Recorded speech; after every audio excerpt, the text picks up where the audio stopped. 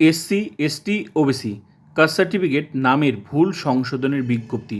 অনেকেরই কাস্ট সার্টিফিকেটে নামের বানান ভুল আছে, তো ঠিক করার উপায় কী কী কী ডকুমেন্টস লাগবে ডিটেলসে দেখাচ্ছি।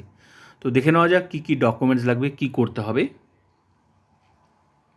সবার প্রথমে একটা আবেদনপত্র, যেটা হাতে লিখতে হবে সাদা কাগজে, ঠিক আছে। তার সঙ্গে কিছু ইম্পর্টেন্ট ডকুমেন্টস দিতে হবে জমা, সেটাই আমি দেখাচ্ছি। একটা হচ্ছে সাদা কাগজে আবেদনপত্র, ম্যানুয়াল আবেদনপত্র, যেটা নিজে লিখতে হবে সাদা কাগজে। তারপর ইম্পর্টেন্ট ডকুমেন্টস হচ্ছে কোর্টের affidavit. Very very important part এই কোর্টের এফিডেভিট। সবচেয়ে বড় প্রমাণ হচ্ছে কোর্টের এফিডেভিট, ঠিক আছে।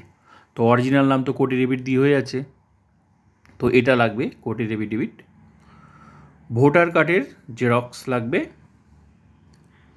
তারপর কি লাগবে, জন্মের প্রমাণপত্র, অ্যাডমিট কার্ড, বার্থ সার্টিফিকেট, যার যেটা আছে।